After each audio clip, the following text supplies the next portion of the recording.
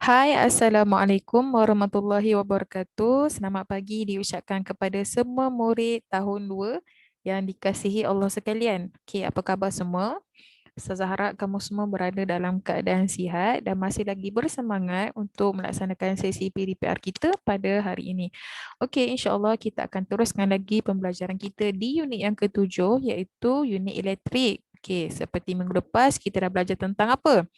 Okey, kita dah mengenal pasti komponen-komponen elektrik. Ada berapa jenis komponen elektrik yang Ustazah dah ajar minggu lepas? Okey, kita ada 4 komponen elektrik. Yang pertama kita ada sel kering, yang kedua kita ada suis, yang ketiga kita ada mentol dan yang keempat kita ada wayar penyambung. Okey, Ustazah minta maaf, Ustazah tertinggal part wayar penyambung. Okey, jadi kita ada 4 komponen elektrik dalam satu litar yang lengkap. Okey, jadi untuk hari ini kita nak belajar tentang apa? Okey, so kita pergi kepada slide yang seterusnya. Okey, di akhir pembelajaran ini, murid dapat mengetahui cara untuk membina litar elektrik menggunakan komponen elektrik yang lengkap. Okey, macam yang kita dah belajar minggu lepas, kita dah kenal pasti komponen elektrik. Jadi, minggu ini Ustazah nak ajar kamu macam mana kita nak membina litar elektrik. Okey, yang kedua, kita nak belajar meramal sebab mengapa mentol tidak menyala. Okey. Kadang-kadang bila kita dah pasang dah litar kita dengan lengkap tetapi mentol tak menyala. Apa sebab mentol tak menyala? Okey, jadi kita akan tahu selepas ini. Okey. So, yang ketiga, merekod nyalaan mentol dengan menggantikan suis dengan objek yang lain. Okey. Jadi untuk pengetahuan kamu, okey, selain kita menggunakan suis, kita juga ada beberapa objek yang lain yang boleh menggantikan suis dan boleh menyebabkan mentol itu menyala. Jadi apa objek tersebut? Okey, nanti kita tengok juga selepas ini, okey. Dan yang terakhir sekali, mengiktiraf objek yang boleh menyalakan mentol adalah konduktor dan yang tidak menyalakan mentol adalah penebat. Okey, jadi ini pun kita akan belajar sebentar lagi. Okey, so keempat-empat subtopik yang kita akan belajar hari ini insya-Allah senang sahaja. Kamu fokus saja dalam video pembelajaran dan video penerangan ustazah ini. Okey, jadi kita pergi kepada subtopik yang pertama iaitu cara untuk membina litar elektrik. Okey kelas, bahan-bahan yang diperlukan ialah satu set wayar penyambung. Ustazah ada wayar penyambung warna hitam dan merah. Seterusnya Ustazah ada mentol bersama dengan terminal mentol. Yang ketiga Ustazah ada 2 biji sel kering yang masih baru bersama dengan terminal sel kering. Dan yang terakhir sekali Ustazah ada suis palang di sini. Okey, cara-caranya ialah pertama sekali kamu perlu pasang dahulu sel kering di terminal sel kering. Sila pastikan kamu pasang dalam keadaan yang betul lah. Mana satu positif, mana satu negatif.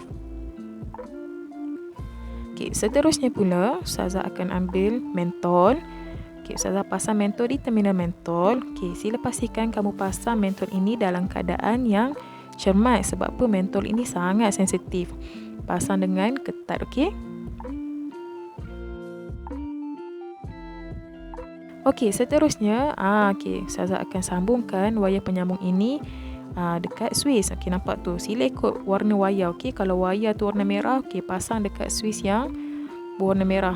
Okey, itu pun sama juga. Tengok betul-betul warna apa. Okey, situ warna hitam. Okey, gunakan wayar penyambung warna hitam. Okey, untuk menyambungkan wayar kita ke sel kering dan mentol, okey. Okey, seterusnya Ustazah ambil mentol. Ustazah sambungkan terus wayar hitam dekat mentol.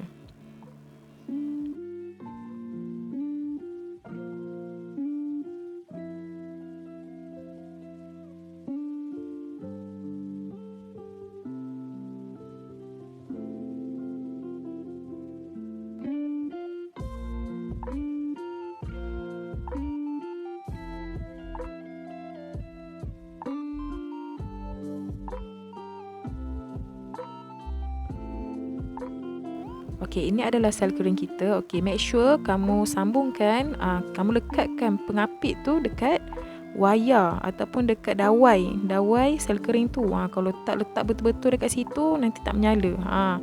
Make sure pasang dengan cermat sebab semua benda ni sensitif. Tersalah sikit je dah rosak.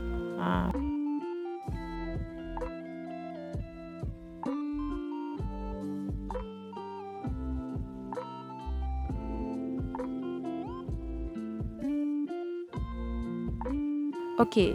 Jadi daripada atas inilah dia bentuk lita kamu. Saya terpaksa tampallah sikit dengan selotip sebab terlampau panjang wayar tersebut. Okey, jadi jom kita cuba. Okey, inilah gunanya Swiss palang. Bila kita tekan ke bawah barulah mentol kita menyala. Nampak tu. Kalau kita tarik ke atas, bila Swiss terbuka ke atas, mentol tidak menyala. Bila Swiss tertutup baru mentol menyala. Okey? Okey kelas, ada beberapa sebab mengapa mentol kita tidak menyala. Sebab pertama ialah Swiss kita terbuka. Kalau Swiss kita tertutup barulah mentol menyala. Kalau Swiss kita terbuka, mentol tidak akan menyala. Okey, sebab yang kedua ialah bateri sel kering kita kekurangan tenaga. Jadi make sure kamu kena guna bateri yang baru. Okey? Yang ketiga, berkemungkinan mentol kita rosak ataupun terbakar. Okey, sekarang jom kita tengok objek apa yang boleh menggantikan selain daripada Swiss. Okey, yang pertama sekali Ustazah ada lidi. Okey, Ustazah ada lidi di sini. Yang kedua, Ustazah ada pengetip kuku. Yang ketiga, Ustazah ada pembaris. Yang keempat, Ustazah ada pemadam. Dan yang kelima, Ustazah ada duit shilling. Jadi jom kita tengok video seterusnya. Okey, yang pertama sekali Ustazah menggunakan duit shilling. Okey, adakah duit shilling ini dapat menyalakan mentol? Okey, jom kita cuba.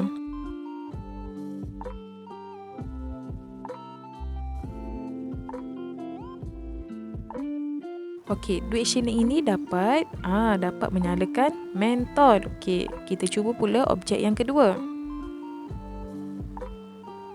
Okey, kita ada pembaris di sini. Okey, cuba kita tengok adakah pembaris dapat menyalakan mentol.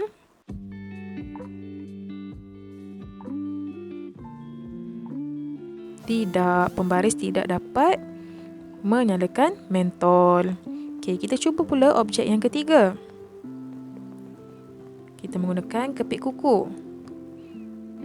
Adakah kepit kuku dapat menyalakan mentol? Ya, kepit kuku dapat menyalakan mentol. Okey, seterusnya kita cuba pula objek lidi. Okey, jom kita cuba lidi. Lidi boleh tak menyalakan mentol?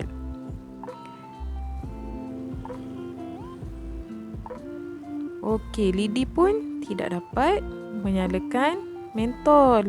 Okey. Jadi kita cuba pula yang terakhir sekali, objek yang terakhir sekali, iaitu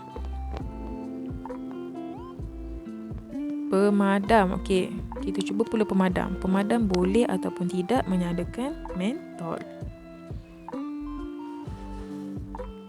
Okey, pemadam tidak boleh menyalakan mentol. Jadi, mengapa perkara ini boleh berlaku?